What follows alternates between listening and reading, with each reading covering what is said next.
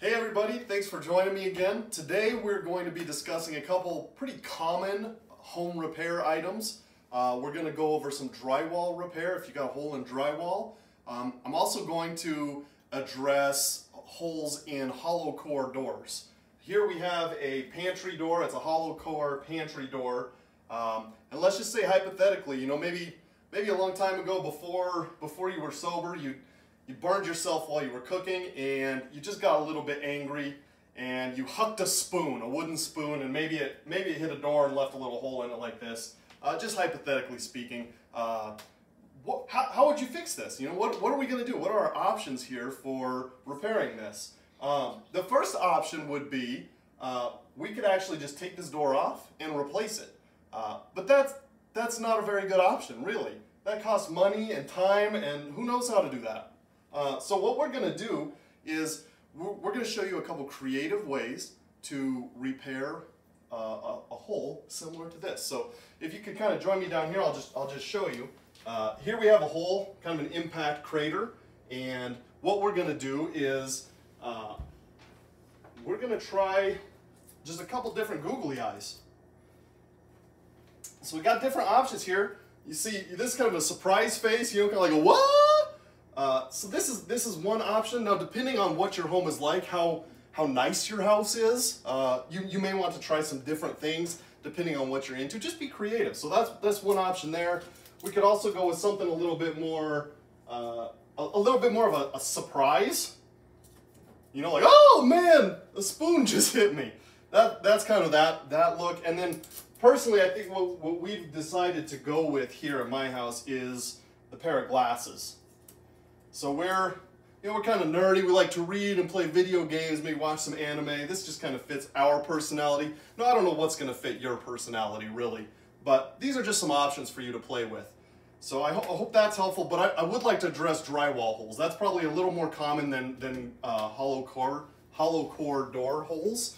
So if you could follow me, please. And what we're going to do is we're going to go in here and take a look at a hole that we have in a wall. This hole here. Come on. Here we go. We gotta squeeze in. Squeeze in. This hole here happens to be in the room that I spend most of my time in when I'm home. And what we've got here is a hole caused by a door swinging because there wasn't a boingy thing. See that boingy thing there? You can hear that. So since there was no boingy thing, we've got a hole. Now, a traditional drywall repair, you're gonna need all kinds of tools. Maybe a tape knife, some tape, sanding block, also, this saw, and look how pointy and sharp that is. That just looks dangerous. And so what we're going to do is we're not going to use any of these scary tools. We're going to do something that's a little more homeowner friendly. And so what we're going to do is we're going to measure first, and we're going to see here. This is about 7/8 by, well, it's almost 7/8 by 7/8, and that's going to be well within the range of our fix here. So first thing we're going to do is we're going to put on some eye protection, and then we're going to take this chalkboard, and you could level it if you wanted, but really I think we're just going to eyeball this sucker, and it should turn out fine. So we're just going to pop this sucker on right there. And there you have it. Now you've got no hole, and if you happened to forget your phone, you've got a way to entertain yourself while you're on the can. So again, quick, easy fix for a drywall hole, multi-purpose. We're always all about multi-purpose fixes here. So I've got one other area I want to show you, which is a bit more of a traditional, oh, excuse me, I dropped my pencil there. Now this is more of a traditional style of drywall repair. So if you could follow me here, we're actually gonna go back into a room that you've seen in a previous video. And if you see here, we have a traditional style drywall repair.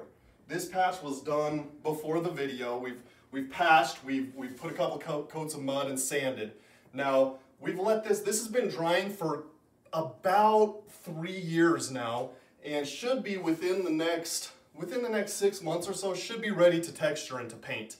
So this is a more traditional sign. You can just see, I mean, it's been almost 3 years of letting this dry before texture and paint, and it's just not as practical as throwing something like the chalkboard up. So one other area I want to talk to you about is just a hypothetical, another type of hole you might get in your wall. Let's say you are in a punk band and you were playing a basement concert and the mosh pit got a little crazy and one of your buddies got thrown into a wall, put a nice butt-size hole in the drywall.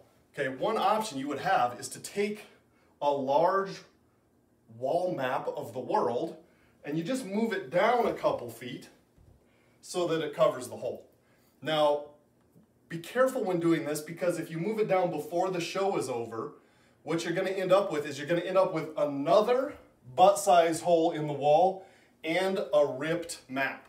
And Ryan's dad is going to be really pissed. So those are just some tips. A bonus tip, you know, if you remember to wait to move the wall map down to cover the butthole, if you didn't and there's 2 holes and you got the ripped map, you're going to want to get out of there before Ryan's dad gets home. So I hope that was really helpful for you.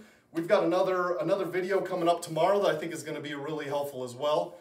Please hit the like button, leave some comments, let me know how these fixes turn out in your home, and we look forward to seeing you tomorrow. Thanks.